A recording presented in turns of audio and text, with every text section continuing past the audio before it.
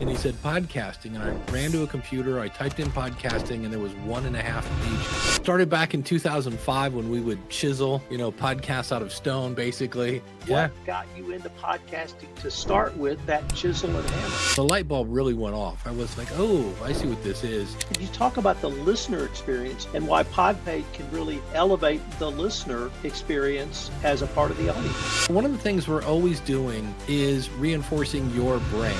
This is Tom Fox, and welcome to the latest edition to the Compliance Podcast Network. Hello, everyone. This is Tom Fox, and you're in for an Uber treat today because I'm in for an Uber treat because I'm absolutely thrilled to have Dave Jackson with me. Dave, welcome to the podcast. Tom, happy to be here. Dave, I think it's fair to say you're definitely one of the OGs of podcasting. Could you maybe just briefly highlight that history up to what you're doing today? Yeah, it started back in 2005 when we would chisel, podcasts out of stone, basically. And that's when I launched the School of Podcasting. Along the way, boy, I've been the head of the New Media Expo, which before there was podcast movement, there was that. Was the head of podcasting over at Libsyn for 8 years. Currently, I'm the head of podcasting at PodPage. And let's see what else happened along the way there. 2018, I got inducted into the Podcast Hall of Fame, and I got a book deal and wrote the book Profit from Your Podcast. So I'll stop there. I think that's enough. Well, maybe with that history, could I just ask the question, what got you into podcasting to start with that chisel and hammer? It's a case where I had just seen so many things as the internet was growing that I'd be like, ooh, I should have jumped on that. And then another one and another one. And a friend of mine came back from this big marketing conference and he said, hey, I've seen the next big thing. I go, what is it? And he said, podcasting. And I ran to a computer, I typed in podcasting, and there was 1.5 pages. And I was like, how do you spell this again? He's like, it's casting. And I'm like, dude, I think we broke the internet. There's only, like 1 page of stuff. And so when I finally, pieces parted one together and I uploaded a file and saw it come back down in my software, and the light bulb really went off. I was like, oh, I see what this is. And it was just a case where I'm like, this is not going to be yet another thing that I go, oh, I should probably jump on this. And then I didn't. And I was like, I'm taking action on this. I have no idea what I'm doing, but I'm going to jump in. And then once I started, the thing that really cemented it is my first podcast was actually for musicians. And I got a voicemail from Michael Van Laar from Nuremberg, Germany. And I'm in the middle of nowhere, Ohio. And I got some guy in Germany not only found my show, but liked it. And I just grabbed my flag and I'm like, I hereby claim podcasting in the name of Dave. And that got me going. So I play in two worlds, podcasting, and then the other world is called legal and regulatory compliance. Yeah. And I've been in that space for about 20 years, and I saw an explosion of growth. I saw a huge number of startup vendors. I saw consolidation of those vendors into 4 unicorns and a maturing of that legal practice area into 2025. So I've seen that evolution, and I use that as a way to introduce a question of what have you seen in the evolution of podcasting, both in terms of the actual podcasting and podcasters, but also those who support podcasting from the vendor side? Yeah, I mean, I remember when Apple added podcasting to, back then it was iTunes, and it was just, it was an actual hockey stick growth. Everybody saw their numbers go through the roof. So that was really interesting. And then just over the years, there have been all these little ad agencies and networks and such. And every now and then you'll hear where, oh, this agency bought that agency. And, I remember Pandora, was purchased by Sirius, so you always have these little consolidations.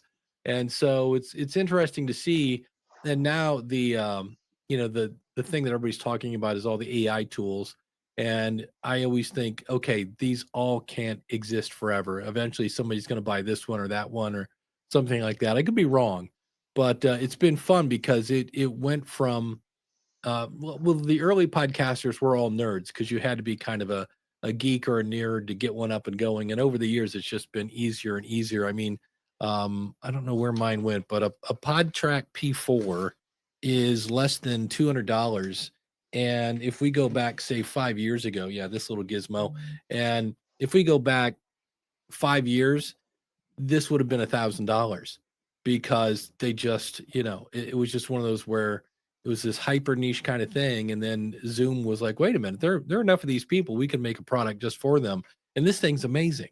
And so it's just gotten easier as time has gone on.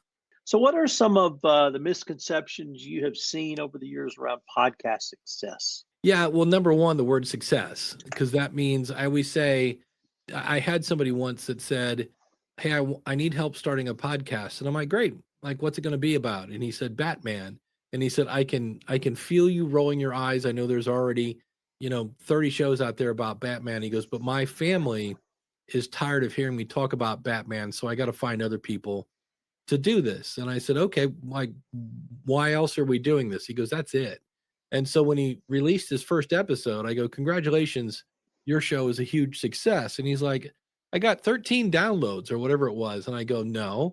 I go, "Your goal was to talk about Batman." I go, "You are talking about Batman." So you have to define your success. And a lot of people only make it to about episode 7 or 8 because they think, especially when I worked at Libsyn, I'd see these people with 5,000 people on Instagram, and then they would start a podcast and they would get, maybe 900 downloads. And they're like, something must be wrong with your stats. And I'm like, nope, getting people to jump from one platform to another is not easy. And I think, I mean, who doesn't want to make money quickly? But that's just not the case. I always, when I wrote my book and I interviewed all these people that were making money with their podcast, and I would say, how long did it take you to make a little more than Mountain Dew money? And they all said 3 years. And, maybe they'd say 2 to 3 years, but it was never 6 months or 6 weeks or a year. It takes a while. And I always say you don't monetize a podcast, you monetize an audience. And so, there are other reasons. Like I was talking to someone last week and I was speaking in Chicago, and their entire goal of the podcast is to simply grow their network. And podcasting is great for that. People that would never give you the time of day, you say, "Hey, how would you like to come on my podcast and share your awesome knowledge?" They'll jump all over that. So there's a lot of different definitions of success. But I think the one that I hear the most is, well, there are things like, you can make money from day one. Okay, that's not a lie, but when they say make money from day one, they're talking about 0.005 cents a download. And if you only get 30 downloads, that's, not enough for a cracker or a piece of gum. So that's one. And then just people saying, "I can get you to the top of the charts." And to which I always say, "Great. Could you name me a season 6 winner of American Idol?" And they go, "What?" And I go, "Who was the season 6 winner of American Idol?" And they go, "I have no idea." I go, "Exactly." I go, "There are people that can do all sorts of not always ethical ways of getting you more downloads, but even if those are real people, and many times they're not, just getting in front of people, you have to have the skills to hold their attention and make them come back." So, let's turn to PodPage, and Mhm. I'm going to introduce this topic with the following.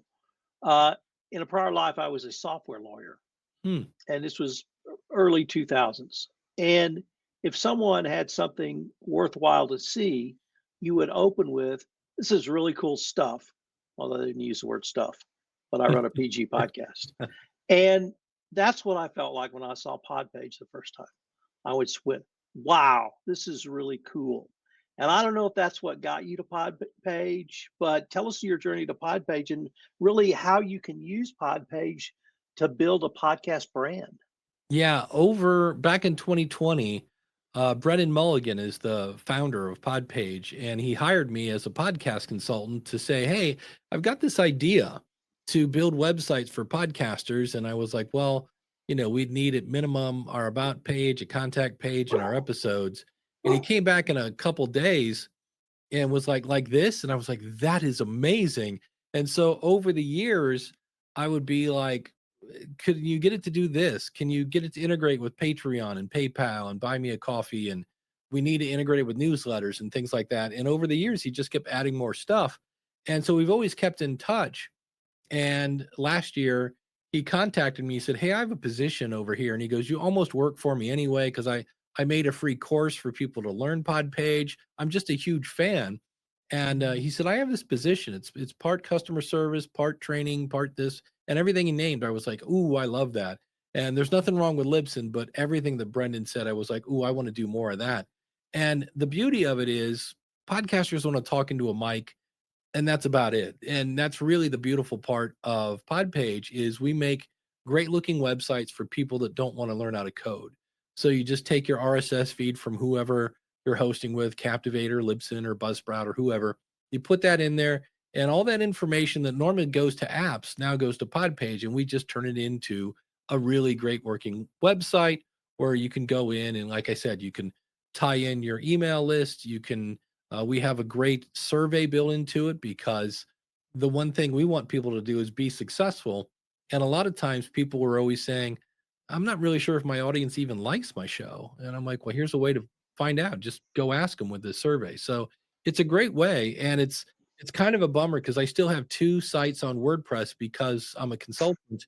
I have to keep kind of my toe in the WordPress water. But every time I go over there, I'm like, oh, I hate this thing, and there's 8 million WordPress plugins, and I've got to pay WordFence every year to make sure it doesn't get hacked and all sorts of other things. So yeah, it's and Brendan really built it the way I say to build a podcast, which is find out what your audience wants and give it to them. And he's kind of done that over the last 5 years. And it's really one of those things. Like I said, I was in Chicago, and while I was talking, somebody went to PodPage, and at the end of the event, they go, you just made 20 versions of my website. I go, yeah, those are all templates. You can start there and tweak away. And he goes, he goes, it already looks better than my current website. So our whole thing is we know we have a great product. We just need people to go to, podpage.com/preview and go check out what your website would look like on PodPage. So that's the thing. That's our mission right now. It's just to let everybody know it exists. Let me focus on the word audience because for PodPage, I'm the audience, I'm the podcaster, but there's another audience, that's the listener. Could you talk about the listener experience and why PodPage can really elevate the listener experience as a part of the audience? Yeah, one of the things we're always doing is reinforcing your brand. So, for instance, I hear a lot of podcasters say, find me wherever you find your podcast. And I have a single tear come out of my eye when that happens because working at Libsyn, I know that's the last thing you want to say. You'll send them over to Spotify, they'll do a search. I have a video on my YouTube channel where I type in the exact name of the show and it doesn't show up in search. Well, with PodPage, you go in and you put your link to Apple and Spotify and however many other apps you want there. And then you can just tell people, go to mywebsite.com/follow, and there's the links. And that way you're putting the choice in the audience's hand. Because a lot of people don't realize we all love our Apple here in the States, but 70% of Europe is on an Android phone. And so it reinforces your brand. It makes it easy to remember. It's just the website/follow and then the audience gets to pick, and there are all sorts of things there that we make it easy to sign up for a newsletter, or the survey I mentioned is /survey, and then you can make your own. And so if this was episode 84, I know it's your website.com/84 so that you can then say that in your show, and that's just a link we make automatically based on you putting the episode number into your media host. So it's all about reinforcing your brand. Same thing with sponsors. We make those follow pages for the apps, but if you have sponsors, we make one page with all of your sponsors on it so that when you say, oh yeah, you can get a deal on this great product, just go to mywebsite.com/sponsor, and they might go over there for sponsor number one, but they didn't know you had sponsor number two and number three, and they might actually buy something from those other sponsors. So the goal there is, right, we're sending more traffic to the sponsor, so they're happy. It's an easy to remember link again, and the audience only has to remember one link. So it's a win-win for everybody. Let me turn to the business side of podcasting. And what have you seen as some of the successful strategies for persons who want to monetize their podcast? Yeah, the one I always recommend that's by far the most profitable is selling your own products or services. So using your podcast as a marketing arm, and it also then positions yourself as kind of an expert in the field. So that's one. Like for example, the book behind me, I think if you buy one, I think I make $12. Well, if I was selling advertising and that advertising again was 5 cents per 1,000 downloads, I'd have to have 2,400 downloads. And I go, what's easier, selling one book or getting 2,400 downloads? So I always like selling my own stuff, but there are people that are absolutely crushing it on crowdfunding. So the Patreons and Supercasts of the world. There are affiliate. I've made decent money with affiliates, and it's all about knowing who your audience is and what product will fit them. I remember I had a weight loss show, and I promoted the Total Gym because Christy Brinkley and Chuck Norris were just on TV nonstop, and I was like, well, I'm going to ride their coattails. The bad news is that didn't really fit my audience, and so I sold one. I made I think $75 for the commission on that, and then I found these things called fit decks, and they were actually decks of cards, and I bought one and was playing with it, and I said, you know, this could be a fun game. You could just turn this into a game with your kids. And I had no idea, but that was the phrase that pays, because I also found out that most of my audience was female and they had children. And I made like $1.50 every time somebody bought a deck of cards, but they were buying multiple decks because there were like, fit decks for pregnant people and fit decks for this and that and that. And I was just constantly getting these emails. You just earned $4.50. You did this, you did that. And I remember getting, not going to retire on it, but 3-figure affiliate income just for mentioning one product. And so when you have multiple products that all resonate with the audience, affiliate marketing can also really add up. And it's usually not what one strategy should I use. It's like use them all, and more hoses going into the pool are going to fill up the pool faster. So use them all. I was on a call yesterday with someone from a PR agency, and they proposed to me something that I'd never heard, and it was the following. We want to pay, I have an appearance fee on one podcast, and we want to pay the appearance fee, but we do not want to tell our client. Oh, And I said, well, you can do that. The problem is I have to announce that this is a paid appearance right. on either the show notes or more appropriately on the podcast. And they're like, you have to do that? And I said, yes, I have to do that. So what are some of the ethics around podcasting? Is it disclosure, transparency, or is it something more? Yeah, that's our good friends at the FTC. You have to disclose that you got paid. That's why if you listen on the radio, they'll say like the following program is a paid sponsorship by Dr. Tim or whatever. And then Dr. Tim comes on. And so, yeah, you have to disclose that. Kim Kardashian got in some trouble because she kept holding up things on Instagram and saying, oh, I love this stuff, and not saying, oh, by the way, they paid me to hold this up. So you have to disclose that. And you have to do it at the beginning of the show. You can't wait till the end and go, oh, by the way. So that's that. And for me, the true just the benefit of interview shows are the relationships you build with people, because I'm always worried that even if you disclose it and you get X amount of money, and at first when you do it, like, hey, wow, look, we have extra money.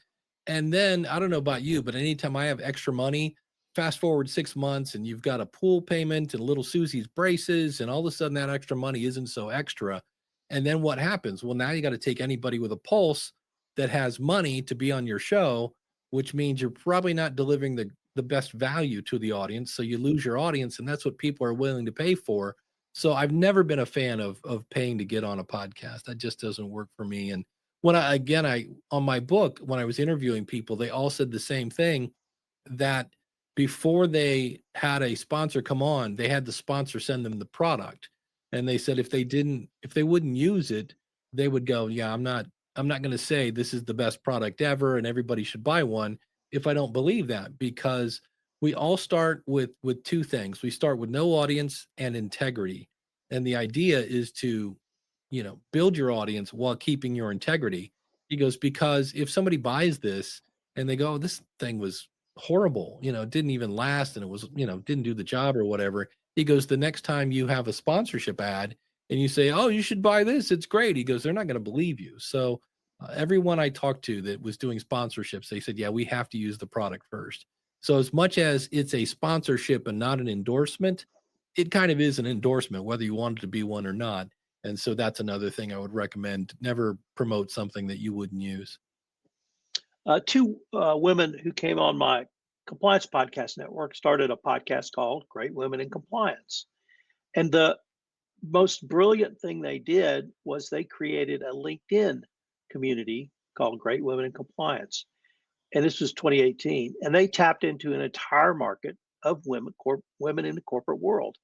And it really showed me the power of community, but to stop thinking about podcasting in and of itself, and maybe thinking broader about community. And so I was wondering is how would you counsel someone to use or create a community to deepen the listener connection and experience? Yeah, the thing I definitely don't recommend anymore is using, Facebook, LinkedIn, all these social places. And I get it, it's free and people are already there. But I had a guy on my show a couple months ago, 86,000 people in his Facebook group, and it was gone like that. And the answer was, you, you broke our terms of service. And he's like, what did we do? Like, and they won't tell you, and there's no appeal. You just lost, 86,000 people. So I'm always like, go get Heartbeat or Circle or something. And yes, they're not free, but you can have your people chime in. Now, the interesting thing is people go, well, yeah, but I go into my Facebook and I've got, thousands and thousands of people. And I go, great. How many people did your last post reach? And the answer is next to none. I mean, I run a community on Facebook for PodPage, and it's just dismal. I will post something and I can see how many people actually saw it. And that's because it's really easy to drive by a group in Facebook and go, oh, yeah, that sounds good. And you click on it and you never go back. And if you don't believe me, when you're bored, go into Facebook and look at groups and see how many you've actually joined and you never went back. So I would rather have a smaller group with truly engaged people than have a, Facebook or LinkedIn or whoever with thousands of people and nobody's paying attention. But the great thing about that community is these are people that have said, I want this content. And so these are the people you can do polls. You can, same thing with a newsletter. These are people that have taken an extra step. And so when you're wondering, I just did an episode about staying married and being a podcaster. And it wasn't really about growing downloads or gear or bandwidth or anything like that. But I asked about 6 or 7 people and they go, oh, I would listen to that. And so you need that feedback mechanism. And that's really where communities, whether it's a Facebook group or a newsletter, can really come in handy. One theme I've garnered throughout this podcast is you're a mentor, you're a coach, you're a teacher, you're an educator, you're a communicator. So let me turn to maybe asking a little bit about that part of your personality. Sure. So, what are some of the things that have been rewarding to you in that role? Um, just I don't have any kids, so you always kind of wonder like what your legacy is going to be in a way. And I was just listening to Scott Johnson does a show called "What Was That Like." It's a really interesting show where he interviews people that have like the one guy got attacked by a grizzly bear who just mauled him, and the guy lived through it. And I was listening to Scott being interviewed on another show, and he mentioned how he had heard me tell a story on a show I do called Building a Better Dave, and I was talking about how I had to put my dog down, and he goes, I really gave this play by play, and he goes, I was amazed at how that affected him, how it made him feel, and he goes, and that's when he realized how storytelling really is so powerful, and that's what inspired him then to launch What Was That Like. So when you kind of hear that, a little bit of my fingerprints are on that. Uh, there's that. And then I remember I had a woman, Marcy Rosenbaum. I never will forget her. She called me up and said, I want to start a podcast, but I hate technology and I'm never going to be able to do it. And I said, okay, yes, we can. I said, I'm going to walk you through it bit by bit. It'll be fine. And when I finally got her and I walked her through submitting her show to Apple, she called me the next day crying. And I'm like, Marcy, what's wrong? And she said, I'm in iTunes. And I go, yeah, we did that yesterday. She goes, no, I'm in iTunes. And I go, yeah. And she goes, no, you don't get it. She goes, I called you. I said I couldn't do it. You said I could. And I said, no, I can't. And you said, yes, you can. And I'm in iTunes. So that puts a lot of gas in my tank. The fact that, somebody's like, nobody would ever listen to me. And then it's always funny because they think that, and then they get excited because they're like, holy cow, I just went over 100 downloads. And then they actually switch. They're like, holy cow, people are actually listening to me. And I'm like, yeah, isn't that great? And then they kind of get a little freaked out. So I love having people that they're just stuck on something. And in most of the problems with podcasting, it's not the gear, it's not the microphone, it's the brain. It's up here. That's what's stopping us from getting up and pressing record. So that's always fun when I can get somebody over that hump. For some reason, unlike any other business or profession I've ever been in, I feel like I have never made a mistake in podcasting, save one that I will say at the end, but everything I've done has been a learning experience. And so I try to communicate, you know, it's difficult for me to watch or listen to my first couple of podcasts, Oh yeah. but nevertheless, I learn, don't do this, do that, do something different. That didn't work. Try something different. So, what are some of the maybe common pitfalls or challenges um, podcasters face, and how do you help them get through those early challenges? Yeah, I had a guy that, if I remember right, it's Tales from the Cockpit, I believe is the name of his show. And he was a pilot that flew in Afghanistan. He had a book and he was a keynote speaker, and I could not get him to record his first episode. And I said, "Look, you've obviously, you're brave. You have content. You know how to talk. Like, what's the deal?" And he said, "I think it's my military background." And he goes, "I think I'm just afraid of looking stupid." I go, "Well, it's not live radio." I go, "The only way you're going to sound stupid is if you put this out the way it is." And he was like, I said, "Do you trust me?" And he goes, "Yeah." And I go, "Well, go record episode 1, send it to me. I'll let you know if you sound stupid." So he sends it to me, and he had written out this story. And I said, "This is a great story." I go, "But it's obvious that you are reading it to me and nobody wants to listen, that whole 9 yards." And he's like, "Oh, okay." I go, "You don't have to be obnoxious radio guy." I go, "But add a little voice inflection, try it again." So he sends it back to me and I go, "This is so much better." I said, "It's only because I'm listening for it that I can tell you're kind of reading this." I said, "But you could put this out. This is so much better." And he goes, "Wait, hold on." Went back and recorded it again. And I go, "This is amazing. I can't even tell you're reading it." He goes, "I'm not. I know the story now." And I was like, "Well, maybe that's your workflow." And so he started it, launched it, and here again, the community came. So he's interviewing other pilots, and you have, especially when you get into any kind of armed forces, they all have their own jargon. Oh, you had to fill out the J39 and then the KP-27. And I have no idea what they're talking about, but they do. And that was the thing he said, because his business was you could send him a picture of your plane and he would make this big, huge thing to hang on your wall of your plane. And he goes, "That's definitely, working." And he goes, "That part's great." He goes, "But the thing I didn't realize was how much I missed being around other pilots." And he said, some of these pilots, they've never talked about these stories. So it was all sorts of benefits on that. But that's, again, the one that always seems to trip us up is the mental stuff. I always laugh. There's a documentary on Netflix where Garth Brooks is playing New York City, and he's like, "I'm a country boy in the big city. Nobody's going to want to listen to me." And at one point, his tour manager comes in and said, you know, "Garth, I got to tell you something." And Garth's like, "There ain't nobody there, is there?" And he's like, "No, Garth." He goes, "There's 825,000 people out there." And Garth goes, "Wait, you're telling me there's 825,000 people out there?" And he goes, "No, Garth, I'm telling you there are 825,000 people there 20 minutes ago." And Garth is like, "Holy cow." By the time he hit the stage, there were almost 1 million people. But Garth Brooks he was in his hotel, all his drapes were drawn, didn't even want to look, absolutely convinced nobody would listen to him.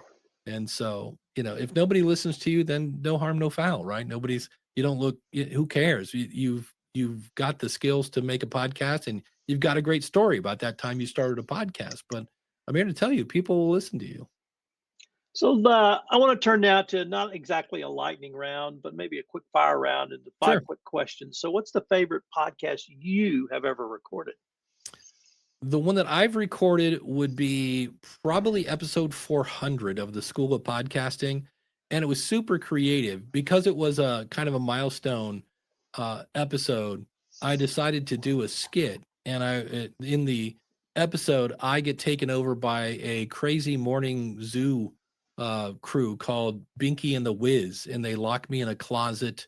And I have a lot of people that are like, "Hey, when is Binky and the Wiz coming back?" And I'm like, "Well, that was like 600 episodes ago." But that's one that was pretty entertaining. I do a lot of them on the milestones, episode 900. So if you go to either schoolofpodcasting.com/400 for Binky and the Wiz, or you can go to schoolofpodcasting.com/900 where I interviewed Jesus.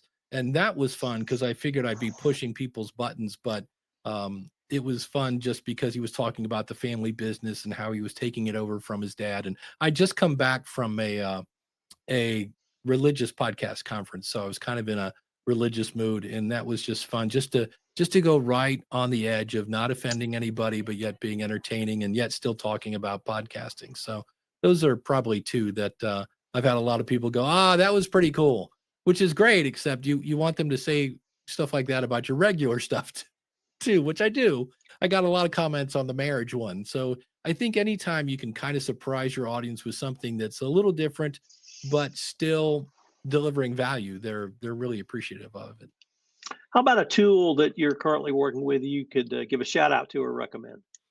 Yeah, I love the one I just held up. The Zoom PodTrack P4 is this thing. It slices, it dices, it even juliennes. I mean, if you want to record your podcast out in the woods, it runs on batteries. It really does anything you want. So that's probably the most, uh, in terms of equipment that I recommend, that's probably the one I recommend the most. How about a current podcast you're enjoying? I really love the No Agenda Show with Adam Curry, who, if you're old enough, you have gray hair like me. Yes, the guy from MTV, who also is the co-inventor of podcasting. He does a show with a guy named John C. Dvorak called No Agenda, and they pick apart the media, and it's amazing. They try to stay pretty neutral, and it's interesting because the news cycle uh, doesn't really remember what they did 3 weeks ago, but Adam does. So when they say something that's contrary to what they did 3 weeks ago, he's like, "Hey, didn't you guys say this last week?" So they kind of pick apart the media, and I love it. It's a good show. Other than your book, you got a book you could recommend to us? Yeah, probably this one. It's by Tom Webster. It's called "The Audience is Listening: A Little Guide to Building a Big Podcast." And number one, Tom is pretty funny, a little snarky, so it's not dry, which I love. And it really goes through a lot of the stuff I teach at the School of Podcasting, really figuring out who your audience is and what they want. And so the core of that is building a survey. And I always tell people, I'm like, read this and do what's in the book, because you might be putting out a podcast that you think is great, and then it turns out you're feeding, meat to vegans, and they're like, no, I don't want this. So this is a great way to find out what's working. How about the best piece of advice you have ever received? Yeah, that came when I was in high school, and I had a teacher that I had worked at a grocery store, and nobody believes this, but I'm here to tell you, I was painfully shy as a kid, and I got a job in a grocery store, and I got fired because I was so shy I wouldn't talk to the customers. And so I got this job through my high school, and so the teacher of this kind of business class I was taking pulled me aside and said, you've got to be more like your best friend. Well, my best friend was, monkey hour all the time, super outgoing. And I said, I just can't do that. And so he said, here's what I want you to do. He goes, I want you to act the way you want to be, and someday you will be the way you act. Now, today we call that fake it till you make it, but that's what it was. And so I just started pretending I was outgoing. And eventually I just saw that, nobody's going to punch you in the face. And, I was able to just get more comfortable at it. That's still in me. When I was in Chicago, I went to this event primarily because it was about podcasting, but also I didn't know a soul there. And I was like, well, if nothing else, I'm going to grow my network by speaking at this event. But when I got there was a part of me that was wanted to kind of revert back into my shell. And I was like, nope, all you got to do is walk up to somebody and go, what brings you to the show? So that's the one that it really did change my life. So, Dave, unfortunately, we are near the end of our time for this episode. But before we leave, I wanted to ask you if anyone wanted to connect with you, find out more about PodPage, or check you guys out. What would be the best place or places for them to go? Yeah, PodPage is easy. Just go over to podpage.com. If you want to preview what your website would look like, just go to podpage.com/preview, and you could play with PodPage for 14 days. We don't even need a credit card. And if you want more about the School of Podcasting, just go over to schoolofpodcasting.com, and my contact information is right there at the top. Well, Dave, this has been a true pleasure for me. I hope we can continue this conversation. Oh, Tom, thanks so much. This has been a blast. Compliance Podcast Network. Start your mornings with daily compliance news, quick, sharp updates on the top compliance and ethics stories in under 5 minutes every morning in Compliance Podcast Network.